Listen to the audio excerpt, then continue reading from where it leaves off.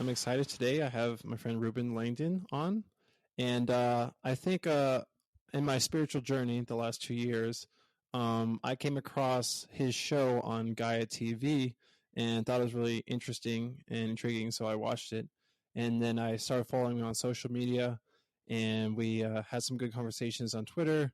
And yeah, he was interested in coming on the show, so I'm very thankful that he agreed to come on. So, Ruby, you want to introduce yourself a little bit?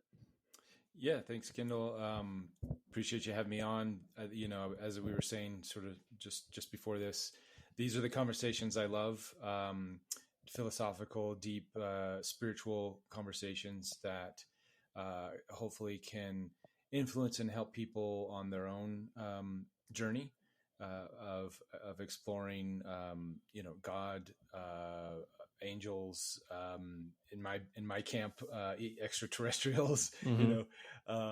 and even the dark stuff, demons, darker energies, those two. I think having a clarity on what they are and having discussion around them can help us understand them, so we don't have to be in fear, and we Mm. can navigate them, basically navigate Mm-hmm. around them.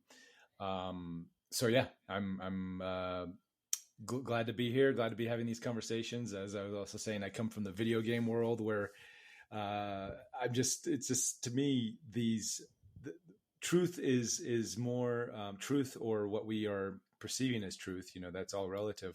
Is way more interesting than, as we were saying, nonfiction is way more interesting these days than fiction, just because of all of the revelations that we're finding through just different disclosures, and we're sort of validating people's experiences, no matter how far out they are. There seems to be a consensus coming together with strange conspiracies and Mm-hmm. different experiences with other entities. So best conversation to be had. So can't wait. Yeah, Here we are. awesome. Um, do you kind of want to, I know you've talked about it before in other places, but shortly give a little introduction to how you got into this world. You're famous, although a lot of people might not know that, in that you were the lead stunt actor for the movie Avatar. Yeah. I that's actually kind of where my journey begins. Uh, or I started split into Mm-hmm. this other exploration down the spiritual paths, or conspiracy theories, or however you want to describe it. But yeah, I was the main stunt double for Jake Sully for the majority of the first film Avatar. And when he's learning how to use his avatar body, and Mm-hmm. there's a lot of motion capture involved. So even though I don't look much like Sam Worthington, we don't I did, it's not needed, because we're both portraying this avatar Mm-hmm. blue thing, and they can Right. CGI it up. So it was more about the physicality. So um, I did a lot of the stunts and him learning how to use his avatar body, and it was during that 4-year journey on Avatar, the making of Avatar, the first one, Mm-hmm. about 4 years, maybe even 5, counting some of the other projects around that. And I sort of started my spiritual awakening by watching a lot of YouTube videos at the time, the Zeitgeist films, the Loose Change, finding out about the 9/11 conspiracy and the falling of Tower 7, and then as my mind was sort of like getting jolted. In 2007, I had in the middle of the day, I had a UFO experience where I Mm-hmm. saw these craft. It was, nothing spectacular. I wasn't taken aboard a ship and meeting an alien or anything like that I can remember. Maybe it's there, maybe it actually happened, but I just can't remember it. And that just shifted my paradigm, because here I experienced this sort of otherworldly event, just these, having these undescribable, craft or something in the sky, whatever it was, orbs, whatever it was. And again, they were way out there, so it wasn't like a super visceral thing, but it was enough for me to sort of validate this massaging that was happening with my brain and watching these other things, and like, okay, something's going on here. I need to pay attention.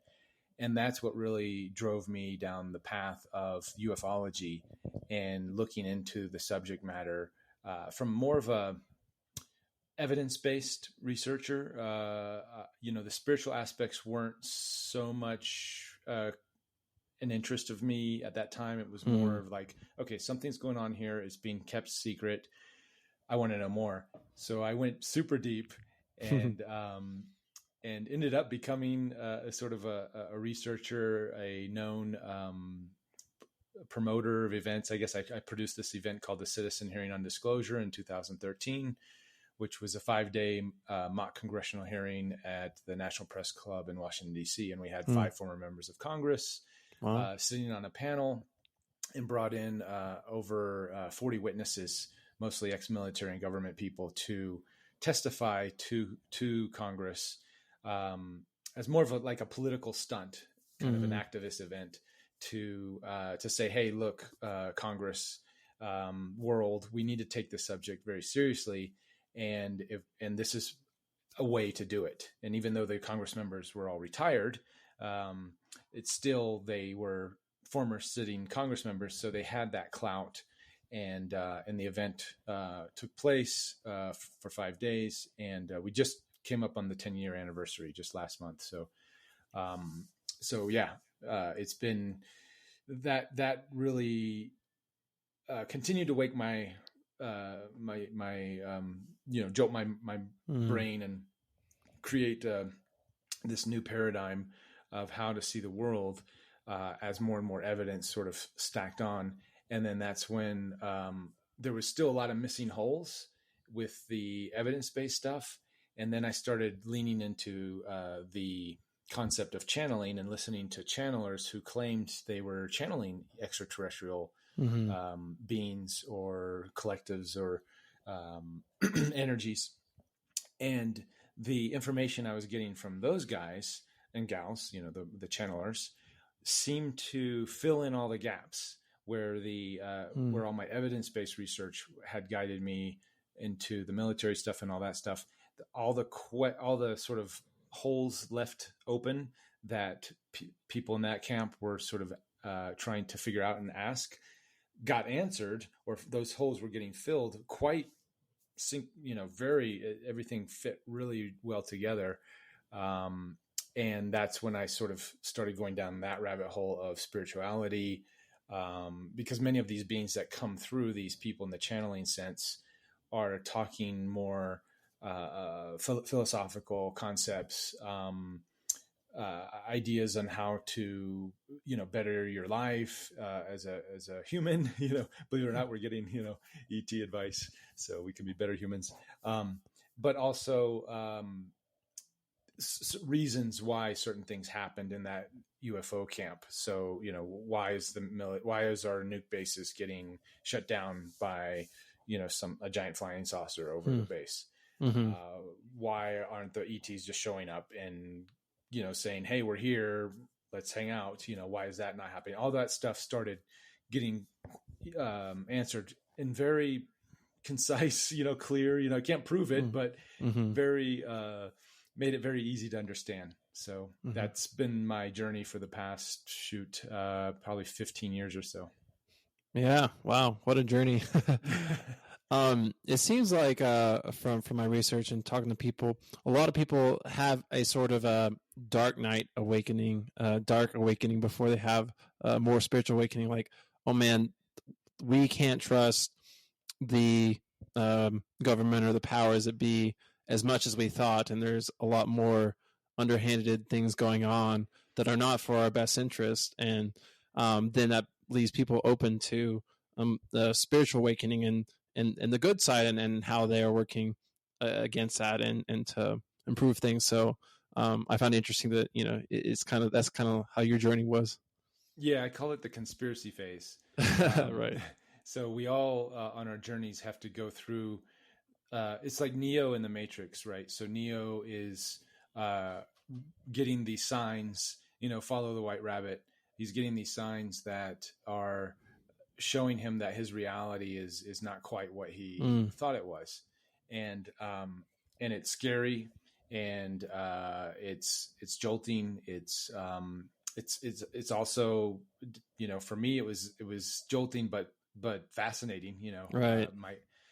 as long as you're open-minded and have a curious mind, I think it can be a fun journey, and it doesn't have to be so painful in the sense of, oh my God, what I believe the world around me, it's melting away. What, so yeah, it's the conspiracy phase for sure. We all got to go through it at some point. And many people are going through that now, as Elon Musk recently said in his, on Twitter, and in interviews, it turns out all these conspiracies that we thought were just conspiracy, fake news type things, they're all true. Right. So that's fun. It's fun to see the world sort of go through their conspiracy phase. Yeah. So you want to talk about how you came to make your show? Yeah. So Interview with Ed, I started as I was, producing the Citizen hearing in 2013. Again, not getting quite the full picture that I was hoping to get, and get answers to a lot of the questions. The reason I went down that evidence-based path was, one, to validate that the phenomenon was real, and that, to prove it beyond a shadow of a doubt, and just producing an event like that, having 40 witnesses, talking to researchers, experiencers. I had probably interviewed over 100 people, even at that time, who had claimed to be taken aboard ships, and described a very similar experience. And these are people that didn't know each other. These are people from all over the country, all over the world, really, even in Japan. So the evidence and the testimony started to formulate a picture that that, one, we're not alone. Two, there's an intelligence here that is interacting with humans for perhaps both a benevolent and a malevolent reasons, depending on where you sit on things.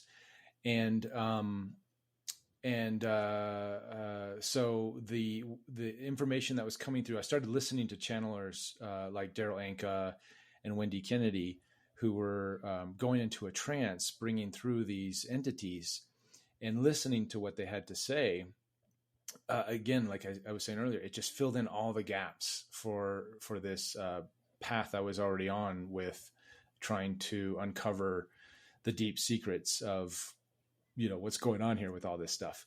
And just like when I was interviewing the contactees and the experiencers, all these channelers who also didn't know each other were sort of sharing the basic underlying message. They're, even though they claimed they were from different star systems, different civilizations, there was a basic message, and sort of laying out this idea of how the constructs of reality started forming and connecting to quantum physics, and to and all that stuff started, again, putting me in a new path to studying quantum physics, to studying simulation theory, to studying these different ideas and concepts. And again, all of it just started fitting like a glove, to this worldview that started, a new worldview for me, that started really sort of crystallizing as I went deeper down the rabbit hole and interviewing these channelers. So you would say channeling is just when people get in a trance and they are able to connect with spirits or energies or ETs? Yeah. So if you think about, if you think in terms of quantum physics, quantum hologram, a lot of the top scientists of the world sort of say we live in a holographic universe. And what that means, it's sort of a projection. They're sort of beyond the veil on the other side of what we experience here with our earthbound Physical. realities, physical realities. There lies other dimensions and other versions of Earth, even, and that are at a different frequency and vibration. And with quantum physics, we have things like Einstein's spooky action at a distance, which we've been able Entanglement. to prove. Entanglement, quantum entanglement. Yeah. So we were able to prove that that physical particles can go beyond the space-time barrier and sort of move and do things faster than the speed of light. So so that helps to sort of prove this idea that's coming from these channelers, that they're saying that they're going into a trance, changing their vibratory frequency to sync up with another being or another civilization, because many of these people claim to be channeling collective energy. So like imagine humanity evolving in another 1,000 years or so, and where collective humanity is so sort of entangled, term, or telepathically connected. So we're able to, in a sense, read each other's thoughts, but really communicate not with technology, but with our minds, psychic, in psychic, empathic ways. And and we're seeing, physical ideas of this with the internet, with even Elon Musk talking about Neuralink, which is a dangerous path, I think, but still that concept is there as far as being able to connect and being able to be everyone having, connected through some sort of single mind. And that is this idea of channeling a collective. So many of these people channel a collective or a hive mind type concept that then gives advice to through the channeler on their civilization or what they did and how they evolved through some of their harder times of their evolutionary growth. So that's the idea, that's the concept. And again, it's hard to prove this stuff. For me, it was more of a journey of going to meet these people to see if they were lying, in a sense. What are they? Getting to know them personally, you get to sort of cut through the BS and see what type of people they are. And yeah, it was just an amazing community. Not so connected, because especially when I started 10 years ago, it was a very new, still a relatively small camp. It's growing exponentially. My show is taken off. Guy is producing shows around the channeling concept and idea. You had the top show for a while, right? Yeah, it ended up becoming the top show. I had no idea it was going to, because I remember my first meeting over at Gaia, Yurka, the head president there, he was like, "Oh no, we don't do channeling. Channeling is not, that's too out there. That's all BS, And now it's like, do you have any channeling shows? So like, okay. So it's definitely, as I guess my show has helped open up some things. There's some great YouTubers out there doing their thing. So it's open. The field is opening now, and people are getting exposed to it. People are asking more questions. We're having the conversation here now, so it's awesome.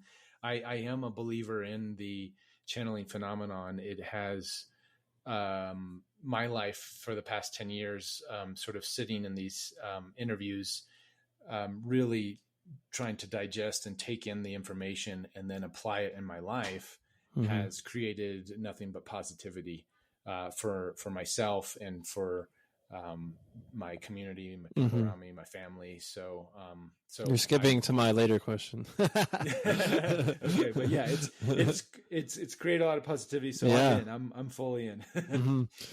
Yeah, in a way, we all channel. Since I've been introduced to the world of channeling, all that. I started paying attention to when people use that word in daily life. Oh, I channel my inner, you know, channel Michael Jordan or whatever, or this feeling or the muse, as creatives would say. Emotions and ideas. We're not really free from influence from outside things, and I think that all of us are playing off of energy and each other, and we're all feeding each other. But Absolutely. um, I'm a big fan of like Carl Jung, and Mm-hmm. do you think that someone could say, could these people be kind of tapping into, say, their unconscious or collective unconscious? Or it's just maybe symbols of reality, or maybe that we're meaning making beings and we just want to make meaning, so they could be just tapping into that, but not exactly what they're thinking it is. Absolutely, I've gone down that path. I think that's more on the truth than not. Or yes, absolutely. They're tapping into their superconscious, their subconscious, and the collective, unconscious collective of Mm-hmm. humanity, and all of the symbols and different uh, different ideas that we get already from other religions and other things. Absolutely, I think that's exactly what's happening. But that doesn't negate or deny that it could be that once we go further down, that those symbols and those things actually did come from, let's say, an extraterrestrial or extra Mm-hmm. dimensional civilization or beings or different types of things. So it's like, what came first, the chicken or the egg? There's still some sort of seems like an outside influence Mm-hmm. that still to create that super conscious, subconscious, this two-way pump thing we are just talking about. That there still is something there. Mm-hmm. So I'm very curious to see what that is, and are Mm-hmm. people taking from that bigger picture and sort of chopping it down and making their own version of creating this concept of ETs and civilizations, and is that something just so it's more easy to palate in our Mm-hmm. current meat bodies, because that's what we have here. We have civilizations, we have countries and ethnic groups and different with different languages and cultures, Mm-hmm. and so are we just creating a version of that Right. with this language? Mm-hmm. Quite possibly, yes. In fact, that's probably closer to the truth than not. It still, for me, it doesn't change things. Mm-hmm. If that's the case, the information is still valid. It's Mm-hmm. still, for me, it's still useful, and and it helps me actually shifting back from what you just said, like the Carl Jung idea. Mm-hmm. That shift back and forth keeps me from getting into any type of dogmatic Mm. trouble. Right. Right. Because once I start subscribing to, this person, what he says is the gospel truth, Mm. and everything else is false, then now I'm giving my power away Mm-hmm. to one particular person that could be easily manipulated, Mm-hmm. easily controlled, shifted. Um, Basically, I like decentralized spirituality. Yeah. I like that. That's a funny phrase. Yeah, it's interesting to me, just watching your interviews, and just that how if people are making it up, they're doing a really heck of a job. And it's like, these people are really smart, talking about dimensions and metaphysics and stuff, and it took you're going over the same thing over and over again in your interviews, and it took me a long time to kind of wrap my head around it. So and they're all these people are all doing it, and they're all you ask them a question, they answer like pretty fast. So it's like they're making it up. They're doing one heck of a job. I know, that's what blew me away. I'm an trained actor, went to acting classes and did improv. And I have to say, every time I get in front of these channels, I'm like, they are the best improv artists. They would smoke anybody in class with their abilities to just pull stuff out of their ass, and go and just and like really deep. And the thing is, when you go and you study like quantum physics or some of these other concepts, it actually makes sense. It's not just a bunch of BS that's being thrown out there and to see what sticks. There's legitimate, high concept, highly evolved physics involved with some of these people's answers. In fact, I know some inventors and physicists who go to channelers to get actual information or breadcrumbs so they could follow, and then they're going back to the labs and they're having good success with their inventions and explorations. Wow, that's cool. So, of course, I come from the Christian tradition, and I mean, this took me a while to get comfortable with and be okay with and get past the fear and whatever. Just the word channeling is so fear-inducing, and so, is it evil? Is it demonic? Is it possession? Yeah. Well, that is the barrier, I think, to get through. Because we have, especially in the Christian traditions, we have a demonizing label that we put on any type of phenomenon where another entity is coming through. It's typically, we associate that with a demonic possession, and we see movies like The Exorcist and Poltergeist and these types of things. And that just further solidifies that sort of concept and that idea. And I'm 100% there. Actually, before I went down this channeling journey, I used to think all that stuff was just BS in movies, ghosts. I didn't believe in any of that stuff. Now I'm fully believing in all types of extraordinary or, out there concepts, ghosts, and demonic possessions. I absolutely believe that is a real thing and does happen. But I think what the Christian camp gets a little too much on one way and sort of calling it all demonic, when that's from my experience, there is a clear difference in the message and the messenger and the and what's being said, as opposed to in the demonic possession ideas. There's a very different message. It's a very different type of phenomenon, or I should say, it's a very similar phenomenon, different type of message or different type of being that's delivering the message. Right.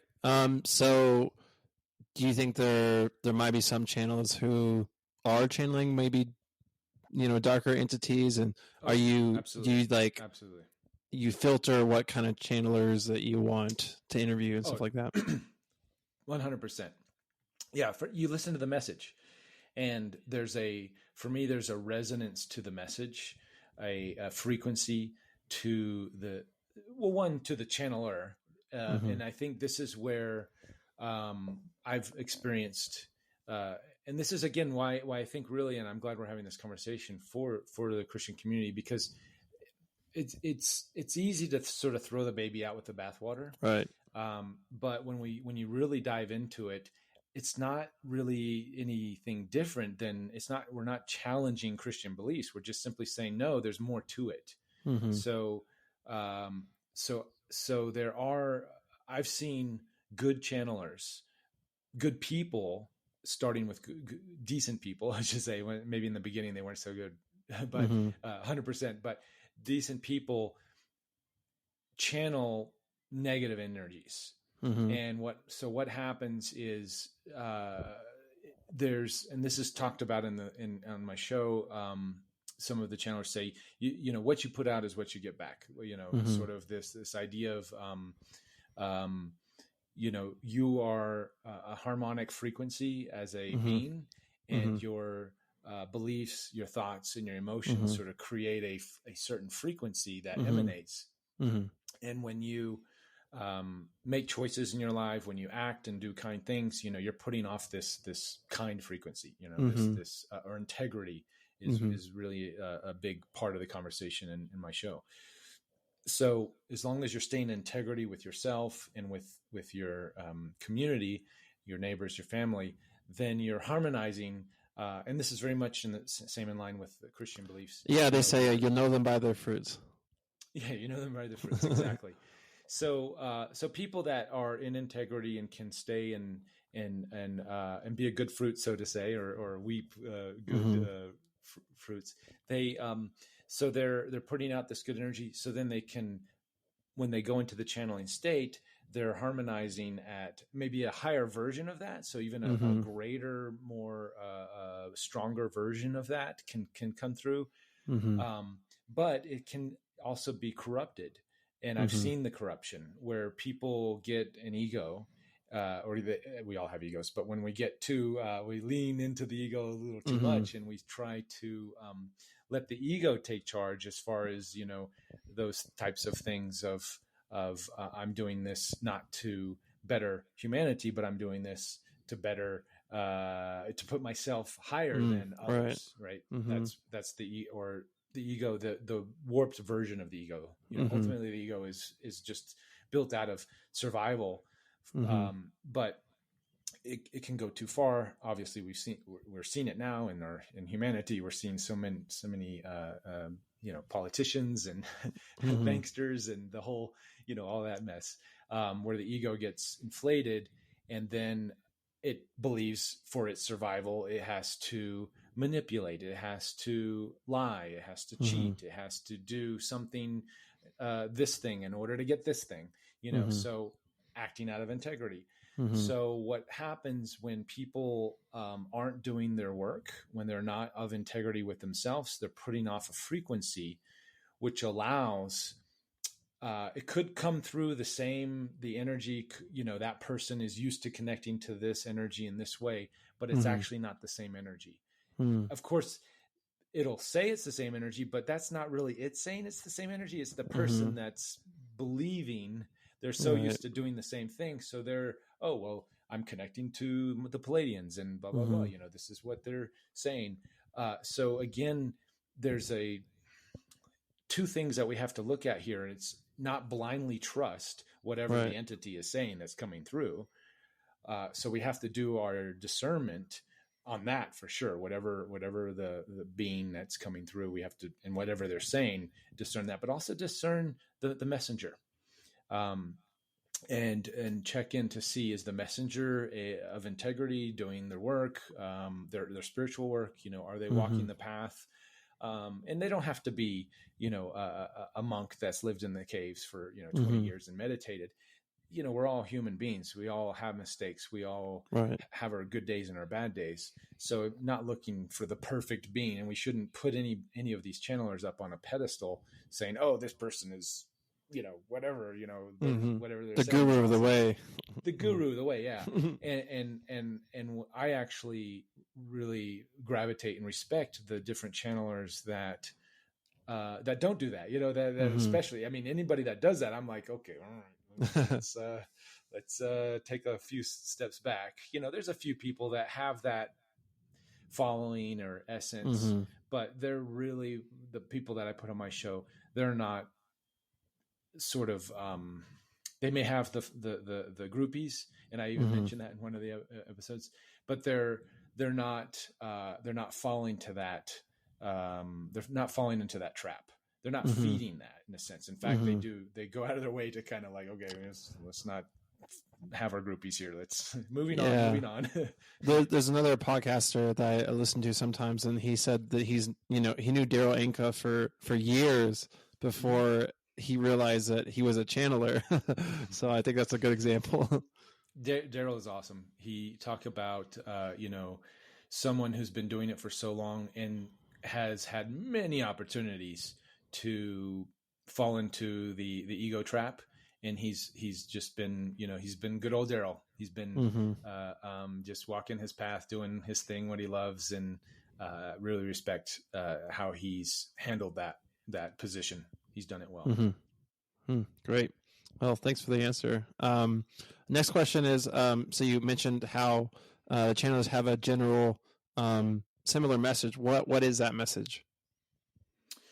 Well, there's quite a few, but the main the main thing is so they talk about the human experience, right? Is we chose to incarnate into this reality for a purpose, and that purpose is going to vary depending on each individual, and what we feel as an individual, as what our passion is, what our yearning, what our desire is. That is a sign, that is a signal, that a breadcrumb, so to say, that if we follow. Now here's where the difference, the nuance is as long as we follow it with integrity and no expectation to the outcome, or no insistence on what the outcome should be, then that desire, that following, that excitement can be a clear, beneficial path for us to sort of lean into. And I've meditated on that. I've thought about it. I've asked it from every angle as possible. And for me, it's very true. I think if you think about nature and the universe, and when we look at nature, we look at, gazelles and lions in Africa, for example, and the lion usually takes the weakest one. The weakest gazelle would sort of fall back and let the pack get away. And then the lion just takes the one and doesn't go on this crazy rampage of destroying and killing all of the other gazelles for pure pleasure. It just takes what it needs, and for its the den, no, the pack, whatever, forgetting my animal terminology. But so what that, for me, that idea shows that within nature there's a natural balance of the whole thing, which creates a sort of a harmony. Even though from some people's perspectives, oh, that terrible lion, it's killing this animal, this other, it's taking this life, how dare it? No, it's balance. It's a natural thing. It's feeding it's feeding its family, it's feeding itself, and then the rest of the gazelles continue to move on. So a lot of people think that by following your desire, especially in Christian communities, that it can lead to demonic possession. It can lead down a dark path.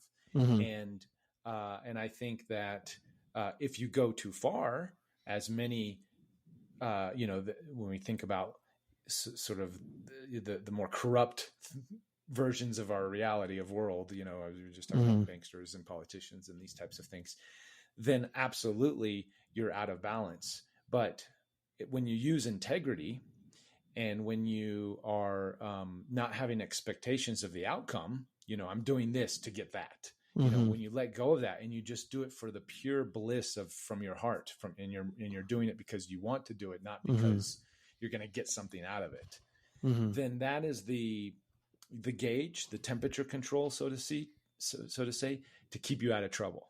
Because if you have this expectation, and if you're not in integrity, then the following the desire leads to those things. And I think in the Christian traditions, people say, don't follow your desire, because so much of that has happened. So many people aren't Mm-hmm. in integrity. So many people don't, they have expectations, which leads to pretty bad outcomes.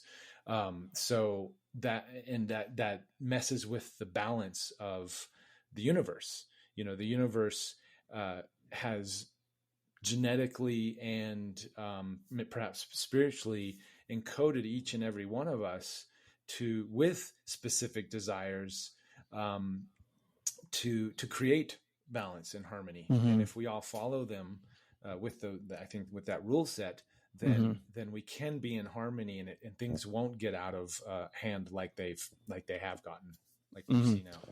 Yeah. The name of my podcast is Becoming Who We Are, and I think that that's with that understanding that who we are is spirit is a part of God, and that our true selves is love, joy, and peace, and is the good fruits of the Spirit. Instead of, I think that a lot of Christians, when they think about us or I or whatever identity, they're thinking of ego, and so obviously ego can corrupt these good desires, and so we always have to be careful of that. And I think that's what you're saying. But our true desires is for good, and is fruitful and helpful. Yeah, absolutely. Yeah, and that's I've been following that methodology for the past 10 years, and for me, I've had incredible outcomes. I met my wife. We have a great, family here. We don't have kids yet, but our animals with cats and chickens and stuff. And we're very much in alignment with, our neighbors and our community, and fundamental Christian views. I think that's a natural evolution that when you're on a true path, you go in that direction. So it's not. It's very similar, actually. We're very much in alignment with those things. I think it just there's a scare factor of, oh my God, Reuben's listening to these beings from another dimension. It's, and at that point, it's semantics, it's labels. We're all subscribing to the same God. We're all subscribing to, the basic principles of what you just said, joy and healthy desire, right? Desire going unchecked can become unhealthy, but and community and just all those things. Yeah. Well, also, I think another one of the messages is more. I appreciate you focusing on the individual and the day to day, because often that can get lost. But also, they're focusing on that we are in a time of change, of global change, and new earth. You want to talk about that a little bit? Yeah. I should say that's the the collective, going back to right. Sort of, what is the biggest messages coming through these entities that I interview. Number one is just living how to be the best version of you, for yourself and for your community. Number two is, yes, we are going through this tremendous change, this shift in consciousness. The way they describe it is it's a rise in vibration and frequency, sort of ushering in a new era, in a sense, a new a global shift that does happen. It comes around every so many thousands of years. The number that's thrown out quite a bit is 26,000 and 12,500 years, or 12,600 years, and then that goes into a lot of other stuff. But basically, the cycle of the rise and fall of humanity, and this ties into biblical structure of scriptures. The fall of Babylon, and these types of things. So that they say we're in this time period now where we sort of have played all the different scenarios we could play out in this sort of lower density. They call it third density reality. And it's time. It's time now. We are sort of both astrologically and physically. The Earth is ready to sort of move into this next octave, which correlates quite well with concepts of rapture and and you know, I'm not super versed in biblical text, but you know, I know they talk about a rapture, they talk about a second coming of Christ. Yeah, I'm planning to get into that a little bit. So tie in. So that's very much in alignment with what these other beings are saying. I guess the greater difference is that they say all of humanity will go through this, that it's not a select group, and that it's not set on how we get through this sort of shift, that there are bumps in the road, and I feel that could go more towards the Christian concepts, the bumpier stuff, you know, hellfire on earth and this type of, you know, great cataclysms. And many talk about that as a potential, but not a absolute. Right. And I think that's where things differ a little bit, is that there will be a bumpy road, but it how bumpy it is really depends on us as individuals and as a collective humanity. And it's not set in stone which way it's going to go. Yeah. Great answer. Thanks for that. I guess I just wanted to say a few things that I feel like how listening channelers has been helpful to me.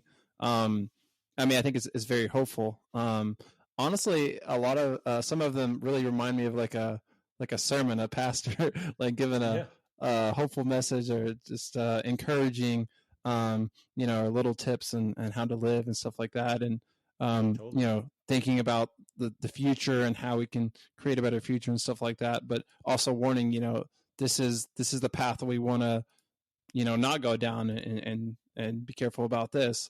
And I really appreciate that, you know, they're think about the world in a new paradigm, talking about, you know, considering things like the paranormal and metaphysics and dimension, space, time, and you know, like we said, end times, like the Bible, but in a way that I think a lot of Christianity has picked other interpretations. Although I think there's a lot more out there, and that you know, there's multiple theories about the end times, but the other ones are more obscure and less well known or accepted or whatever.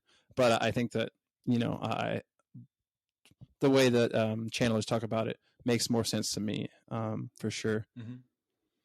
Yeah, you know, it is kind of, for me, I've tried to listen into some of those ideas, and to me, it's a very Debbie Downer view on reality. And it's like, well, if that's the case, why don't we just throw in the towel now and put a gun to our head? Why are we even doing this? Right. You know? Right. So in a sense, it's fear-based, and, right. And for me, I feel, you know, I like, going back, sorry, again, sure, to one of the key messages that comes through these channelers. So we talked about, you know, bettering your life, what kind of tools you can do, the imminent change, the big shift that's happening on the planet. And then the sort of one of the key parts too is living your life without fear, and being in, because when you're in fear, you can be easily controlled. So fear and sovereignty sort of go hand in hand. So when we're our own being, when we're making our own choices, and we're empowered, then we're not in fear. Then we're not easily controlled. So making so there's a lot of nuggets and spiritual advice tips that are peppered throughout my show that help us find our own path, so we can empower ourselves and not be in fear. And I think again, one of the reasons humanity is in much of the conundrum we're in right now with our you know, our political and Well, religious too. I mean, I'll just say that religious and financial. Yeah. Christianity's going through the same kind of thing, and realizing a lot of, um, you know, pastors or denominations or religious beliefs that we've held on to have been harmful, and we're kind of going through a crisis of, you know, uh, well, what do we hold on to? And I think you're right. It's like, hey, we have the Holy Spirit inside of us. We can Mm-hmm. be sovereign, and we can have boundaries, and we can discern things. And of course, I think community is great, like you said. And so we're trying to figure out, where we're going from here and how we can have community and a better structure. But yeah, it's the same kind of thing. And there's a lot of Christians that are coming into the belief of universalism of everybody going to heaven and whatever that means. Um, just like you're saying, and not just Yeah. some people. Yeah. Yeah. And because when you start, when just in that idea and that concept alone, then all of a sudden you're in fear, because you're like, well, am I gonna make it or not? And if I'm, and you're constantly every day making choices based on, am I gonna make it or not? Right. And that fear based choice creates a harmonic, a frequency of fear, which then attracts more fear, more Right. opportunities for the fear to seek in. Ego So at inflation. that, so then at that point, you're not making sound choices for yourself, your family, and your community. When you're empowered and you're using discernment, there's when you're out of balance, you're going back into that, the idea of the ego taking over. There is a healthy balance of empowerment and ego. When the ego goes when you're too, I don't say too confident, but when you're too much, in your own way, right? You're not using integrity. You're not listening to your community and your neighbors. Then that's the ego kicks in, and that's the sort of the downfall. And I think Christian concepts and sort of are always saying, don't do that. Stay humble.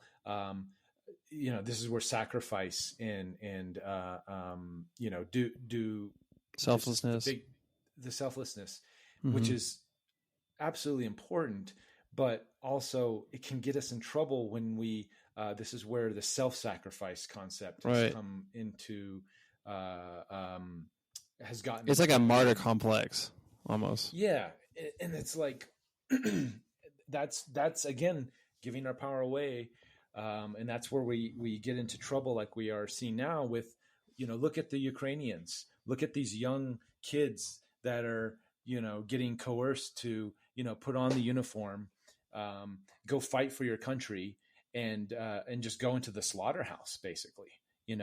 What good is that? They're just going, I'm going to fight the good fight for what? For a corrupt government that is, subscribing to Nazi agendas, and I know I'm throwing that out there and I might be triggering some people, but go do some research, people. This is what's really going on. And when you,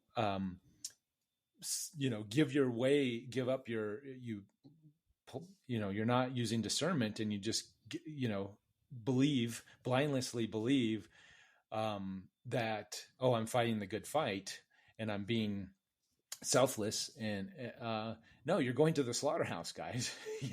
That's the dangers of not having boundaries, and not being oversubscribing to this idea of service to others. Right. We should always be in service to others, but not in that way. Right. Yeah. I think that we have already touched on a couple of these things, but I think it's important to say that, there are dangers that people can fall into when they're listening to channelers a lot. Like you already touched on, giving your power away, overly trusting one channeler, or even channelers over yourself, and getting ungrounded from the everyday. There's some people that's like, we're just waiting for the new earth to show up. So yeah, these are all, I like to have those conversations. And that's why I have, the membership portal now, to go deeper into some of these concepts, because it is very fantastical, to believe that there's these alien aliens watching us, and that they have the best intention for humanity, and they're going to help us through our troubles, and they are, absolutely. But one of the things that I like about a majority of the messages coming through is they're saying, we're here to help and to assist, but we're not going to do the work for you. Mm-hmm. And I like that, because that's grounded in realism. Right. Okay, we're here for a purpose. We have to do it ourselves.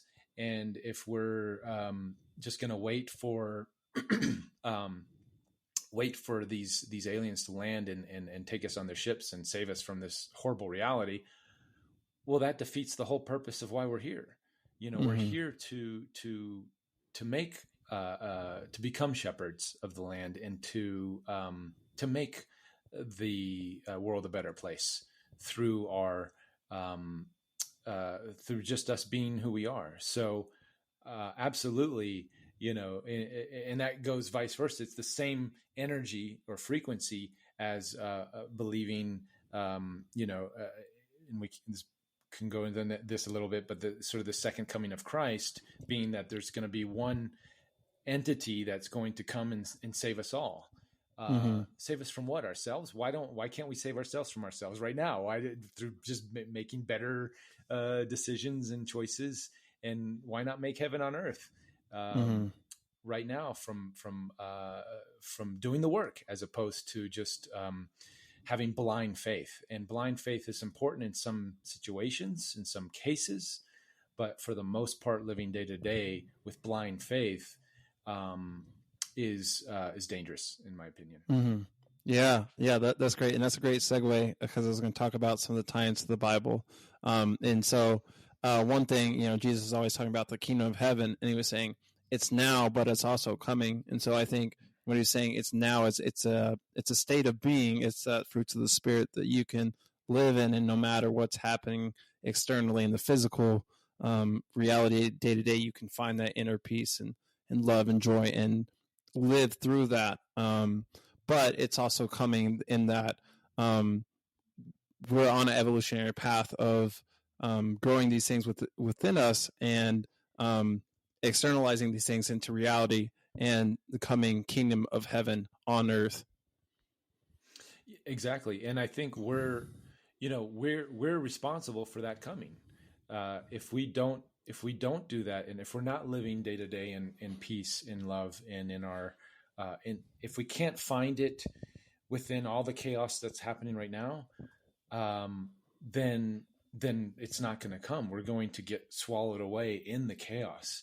So for us to find the peace, the love, the joy, the happiness right now, and it's not coming tomorrow, we have to find it here with what we have. And then that creates the portals, that creates the pathways for it to become ushered into to earth, and that'll happen. So it's for some people, on the planet, for sure, it'll get right to the last minute. The rest of humanity's, evolved and done the inner work, and we've ushered in this amazing new reality. And then those people that were waiting for it, for that select group, I think a very small minority, then, oh, here it is.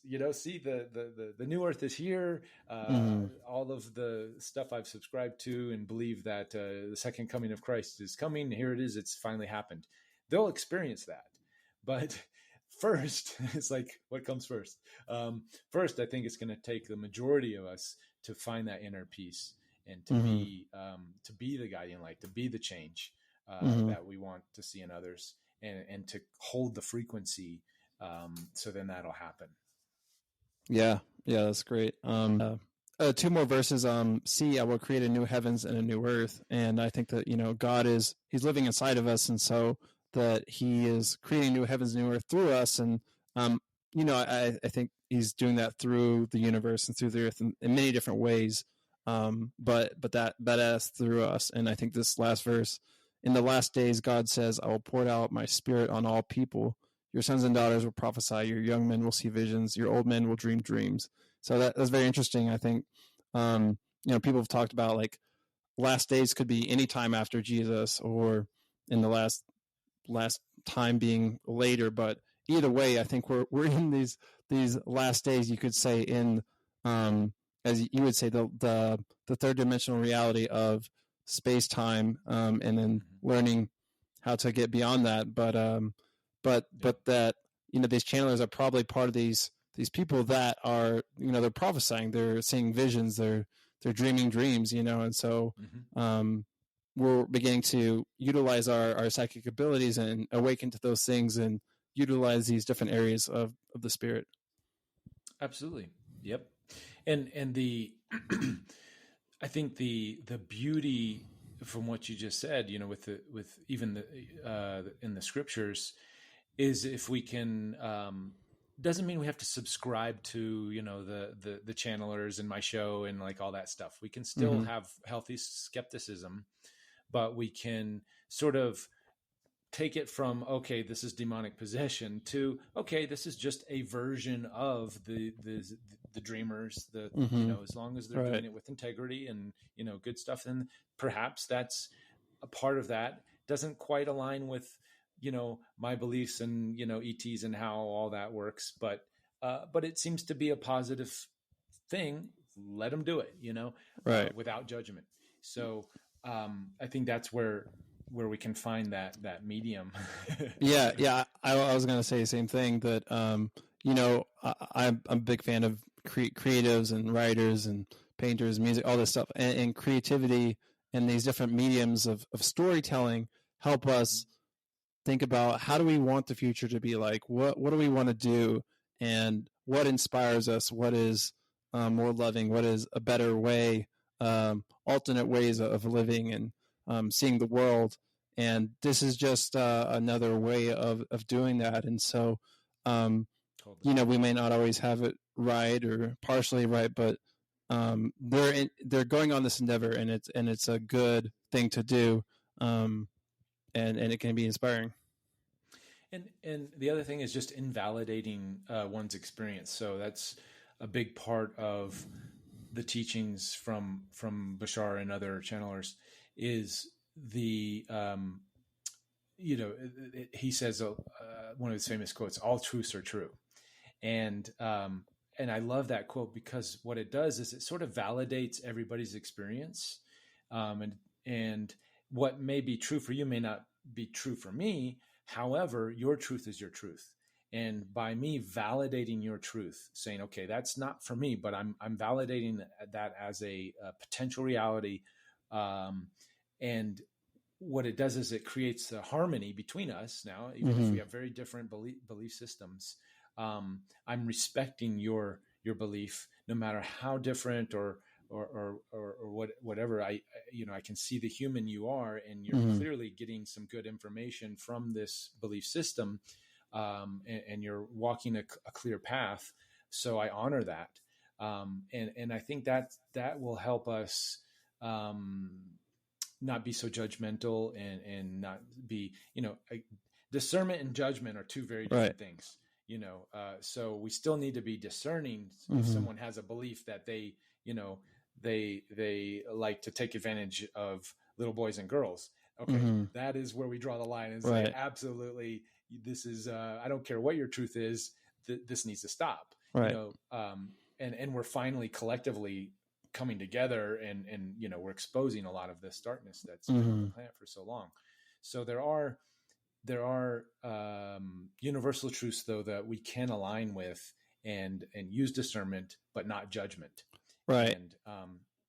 And I think we're finding that right now collectively, with different religious groups and beliefs.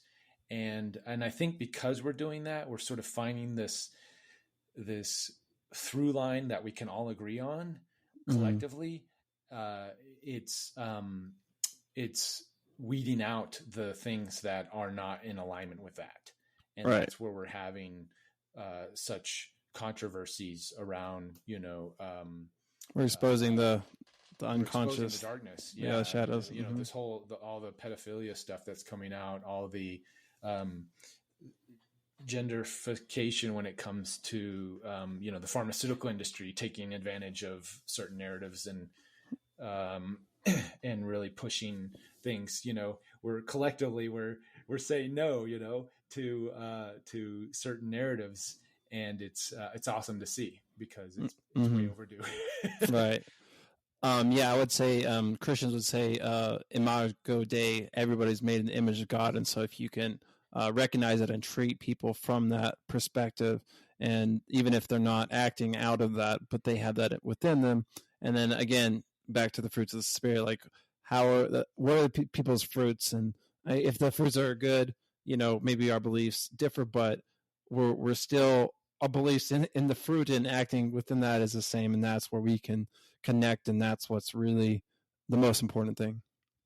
Absolutely right on. Yeah. Well, this is great. I appreciate you coming on. Is there any last words of wisdom you'd give our listeners?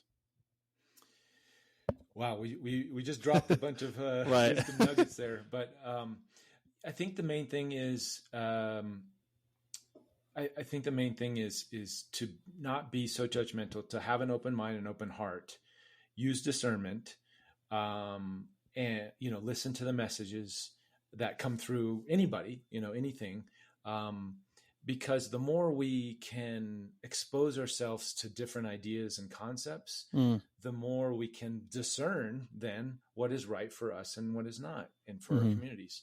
So by think of it as a tool or a game.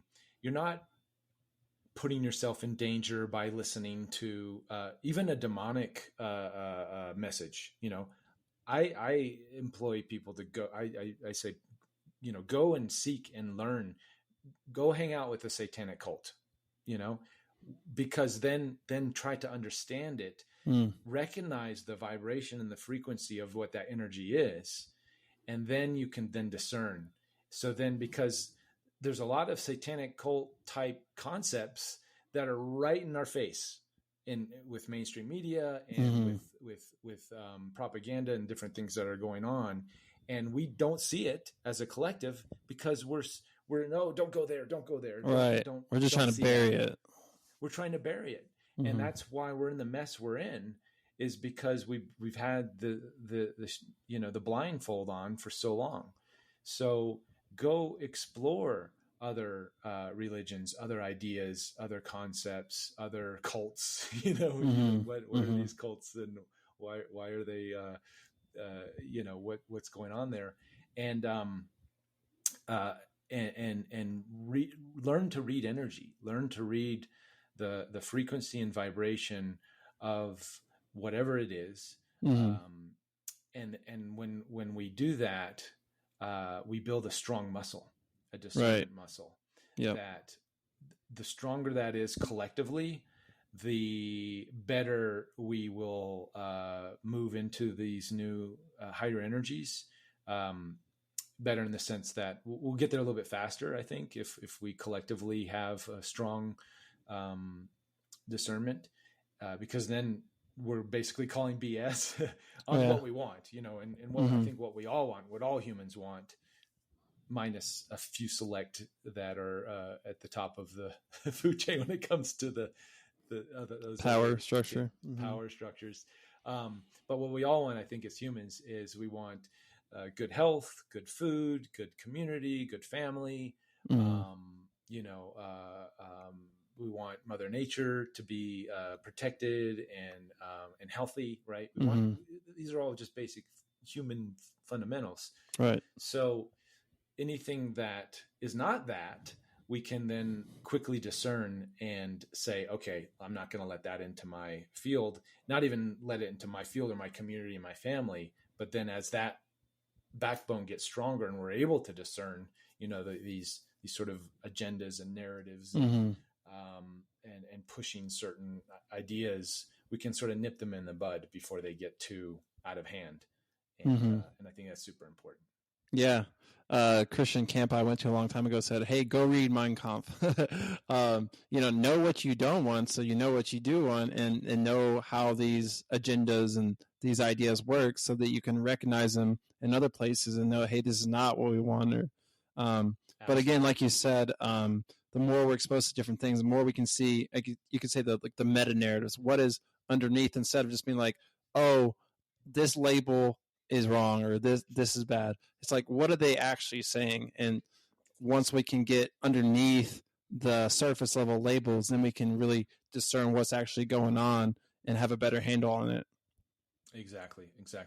And proceed with caution. Right. Obviously, when you expose yourselves to those darker narratives, so to say, there is a bit of letting that energy in. So Mm-hmm. so Know what you you can know, handle. Know where you're at. yeah, exactly. Don't use discernment. Talk with. This is where friends and community is important. And having conversations like this, where we can say, okay, hey, I'm thinking about looking into this subject matter just because I want to understand it better, so I can navigate it better. Don't go in, go in with put your gloves on and get ready. Mm-hmm. You know, Mm-hmm. so go in with caution and use discernment in that sense.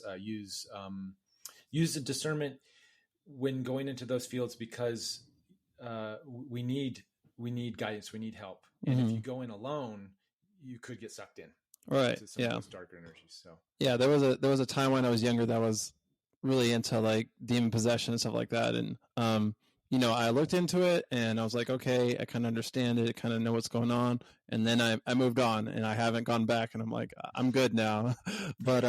But I needed that time to kind of know what was going on, but totally, I totally. didn't get sucked into it like I want to be a part of this or anything like that. Yeah, I think some of the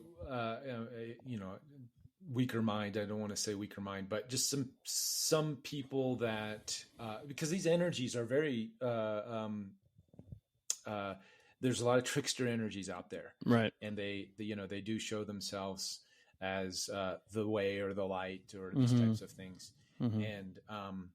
And using, this is why, again, exercising that intuitive muscle, that Mm-hmm. empathic muscle, is super important, because words, wolves in sheep's clothing, Mm-hmm. Right. is out there all over the place. And I think part of what we're going through right now, this big shift, is training us to Mm. training beyond the senses, beyond the Yeah. eyes, beyond the words, Mm-hmm. and we're feeling and we're intuiting what's the real message behind some of these narratives that we're seeing, and we're like, something doesn't feel right. That's off. So, Mm-hmm. it's all training for moving into these higher dimensions, these higher uh, uh, existences, and we're not. I don't think we're meant to do it alone. We're meant Mm-hmm. to do it with support, with physical on the ground support here, but also with our other non-physical higher beings. So Mm-hmm. if you want to go explore the demonic realms, ask for protection, bring Mm-hmm. in angels, bring in your guides, ask God for help, Mm-hmm. and Jesus, Mm-hmm. and definitely go into those worlds with as much of a backup team as you can get. Yep. Yeah, that's great. I appreciate that. Where can people find you? So a couple websites. My sort of my acting career stuff is on ReubenLangdon.com, just my first name, last name.com. And all my latest, greatest fun stuff with my channeling adventures is on interviewwithed.org. So it's all one word. I know it's kind of long, but interviewwithed.org, and that'll get you to my show that's on Gaia and Vimeo, and might have soon announcing some new platforms that'll be available on, and that'll all be on the website. And also I have a membership page that we do weekly interviews with awesome guests, and also have a great community that we're building there, that we're just starting to help have weekly discussions on how to navigate this wild world of shifts and changes and different beans and all that fun stuff. Yeah, great. I'll make sure I put that in the show notes. So, yeah, thanks for coming on. It was great. I really enjoyed it. Yeah, thanks, Kendall. Yeah, it was awesome conversation.